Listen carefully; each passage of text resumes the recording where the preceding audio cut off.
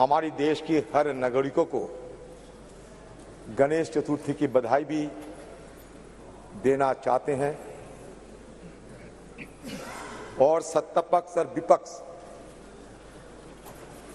हम सब मिलकर देश को आगे ले जाएंगे, देश की ताकत को और मजबूत करेंगे और बढ़ाएंगे, क्योंकि हम ये मान के चलते हैं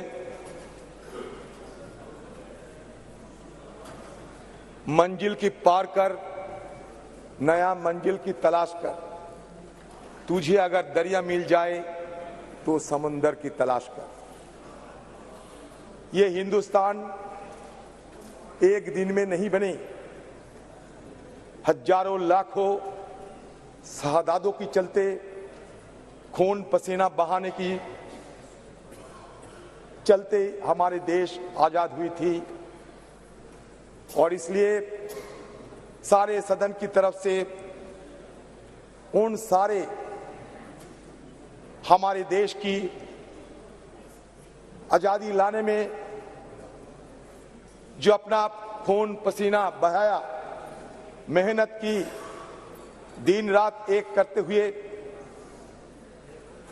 देश को ब्रिटिश हुकूमत से निकल के आजादी की रास्ते ले गए थे, उन सबको भी नमन करता हूं। ये नए सदन से ये आप लोगों का ही विरासत, जो विरासत के चलते पुराना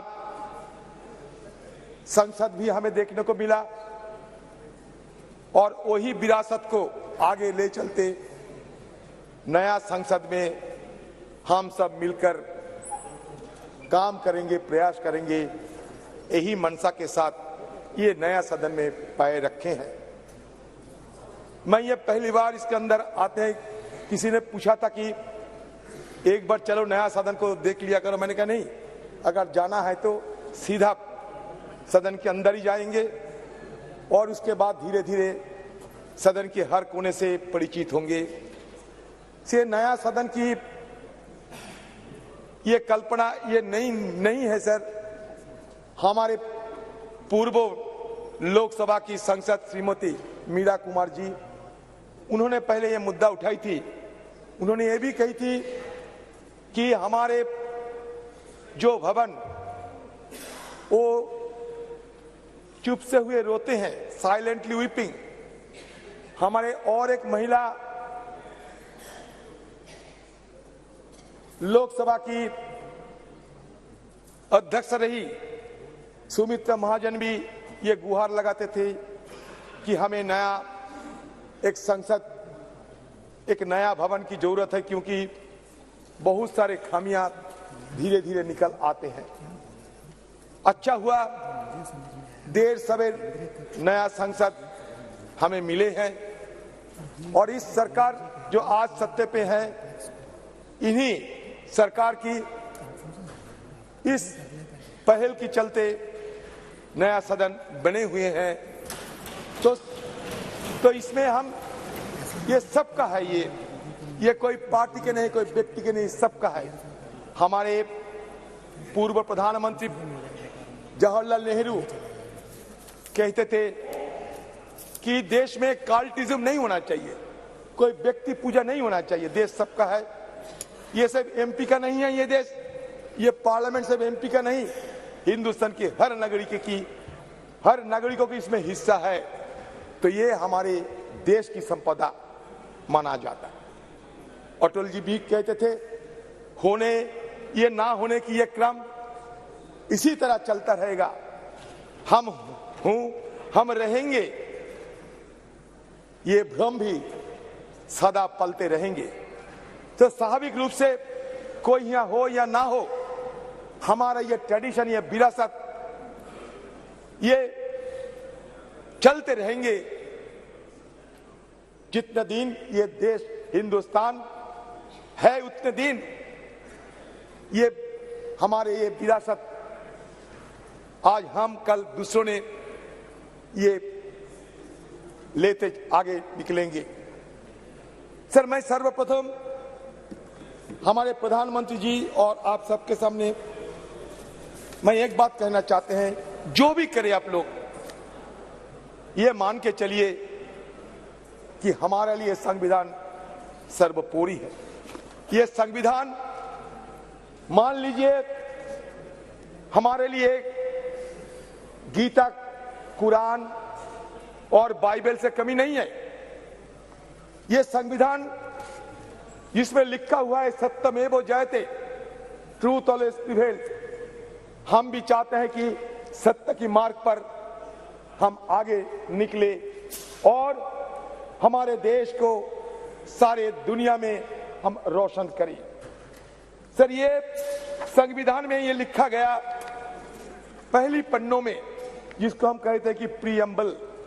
ये प्रीएम्बल में ये लिखा गया, we the people of India, we the people of India, having solemnly resolved to constitute India into a sovereign democratic republic and to secure to all its citizens. Sir, the people of India having solemnly resolved to constitute India into a sovereign, secular, socialist, democratic republic and to secure to all its citizens justice. Justice for what? Social justice, economic and political justice. Liberty.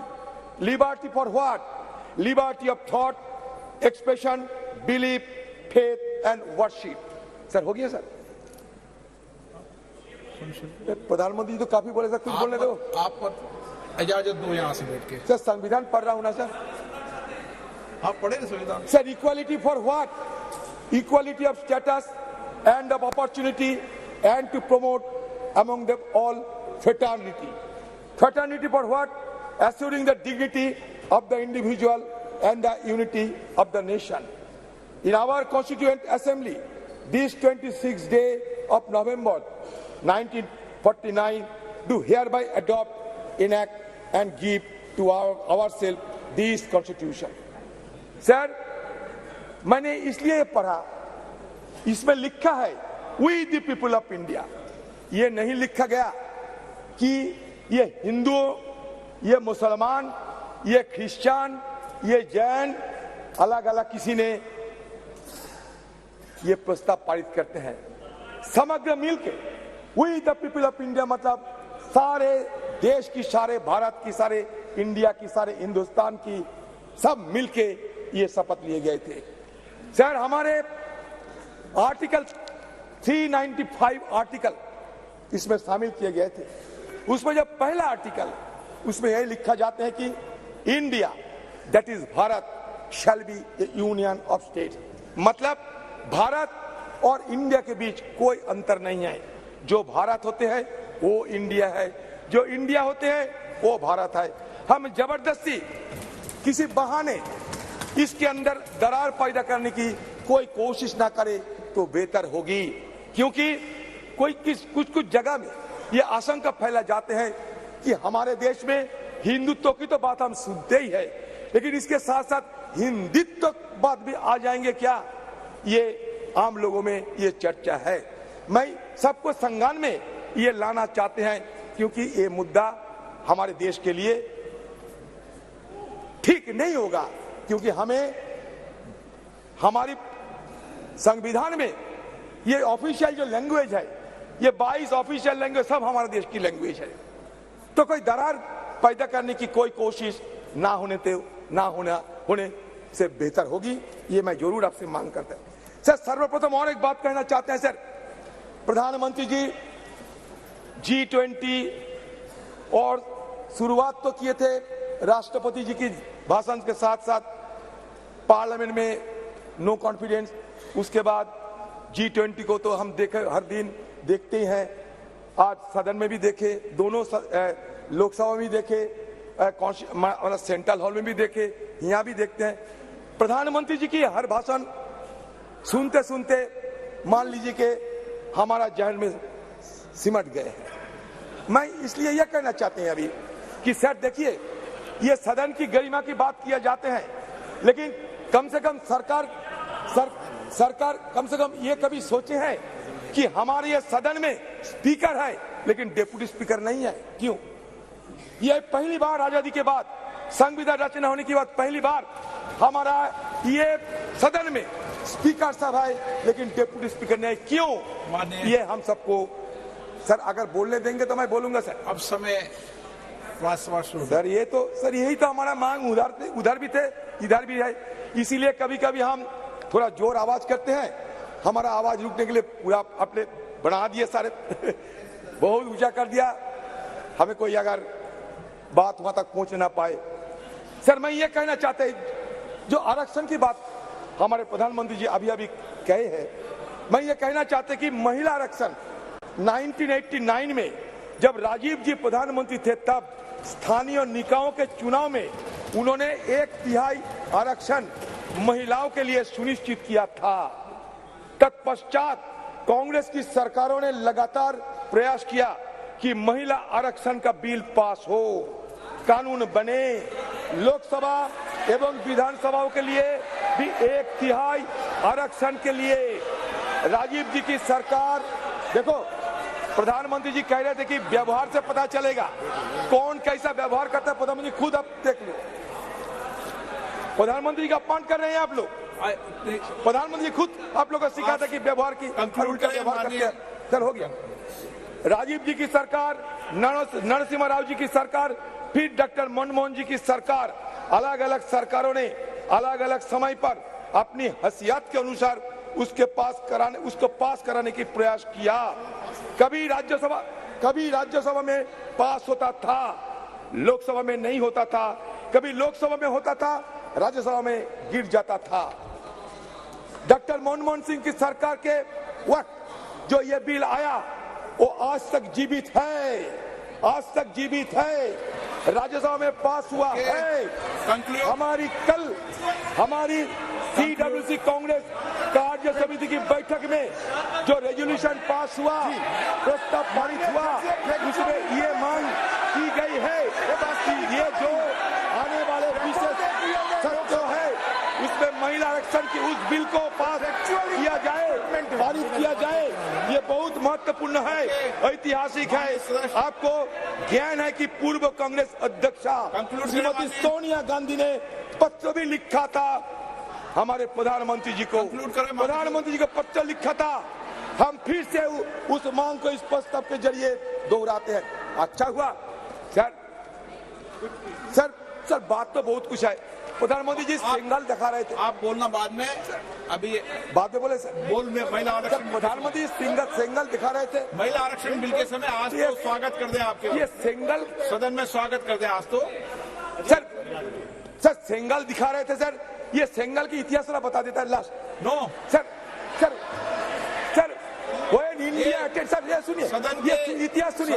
When India attained independence from the British, the then Viceroy Lord Mountbatten posed a question to be Prime Minister Jawaharlal Nehru. What is the ceremony that should be followed to symbolize the transfer of power from British to India hand? Sir, गृह मंत्री जी clarification देना चाहते हैं sir कृपया अलो कर दिया जाए sir.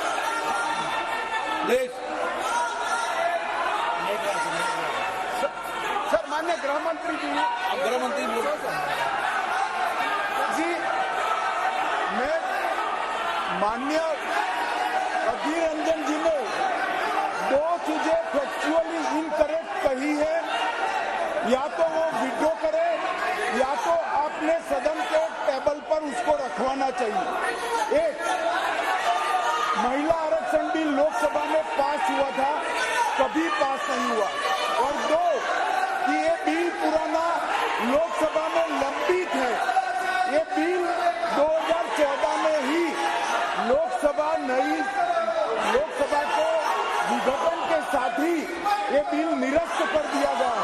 माननीय अध्यक्ष, दोनों स्टेटमेंट फैक्चुअल इनकरेक्ट स्टेटमेंट है, इनकी स्पष्टता मैं आपसे अपेक्षा करता हूं कि इसकी स्पष्टता उनसे मांगी जाए, या तो रिकॉर्ड से दूर किया जाए या तो वो उसके समर्थन में कोई डॉक्यूमेंट टेबल पर रखें।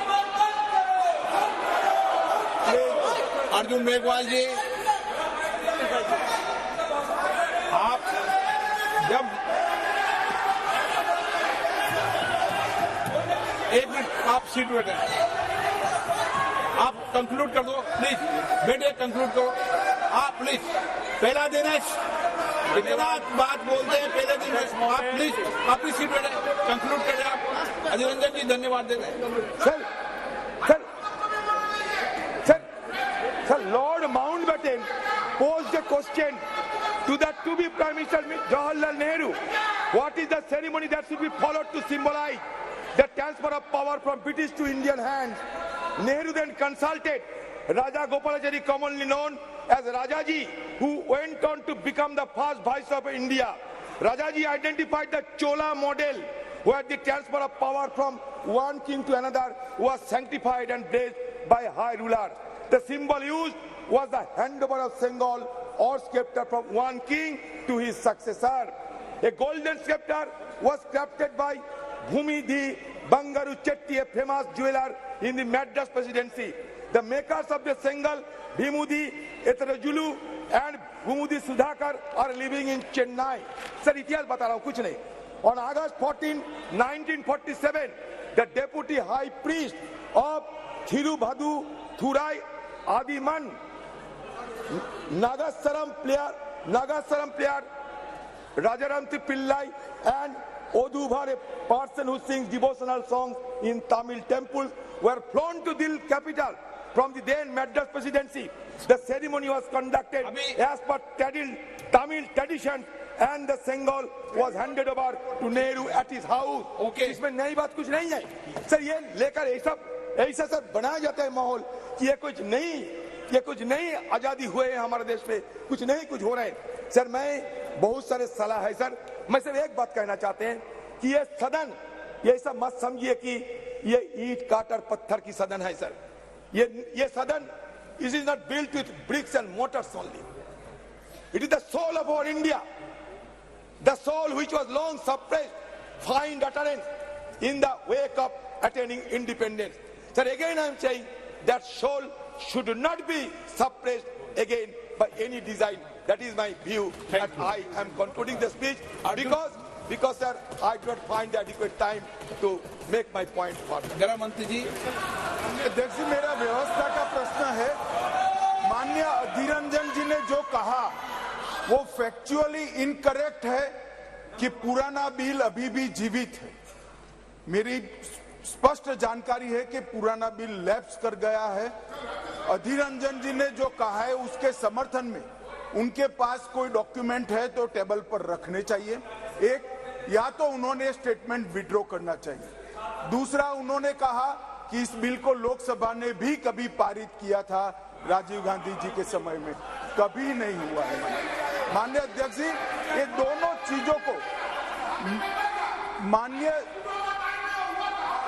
बैठिए ना प्लीज, मैं आगे कहता हूँ, प्लीज, मैं आगे कहता, माननीय सर प्लीज, आप बैठ जाइए, मुझे पूरा तो प्लीज, माननीय अध्यक्ष जी, कल्याण जी प्लीज। माननीय अध्यक्ष जी, लोकसभा में जो बिल पारित होता है, अगर राज्यसभा उसको पारित नहीं करती है और लोकसभा का कार्यकाल समाप्त होता है तो वो बिल अपने आप लैप्स हो जाता है। मैं मानता हूं कि इस चीज को स्पष्टता करनी चाहिए और माननीय अध्यक्ष जी, अगर उनके पास अलग जानकारी है तो सदन के टेबल पर रखनी चाहिए।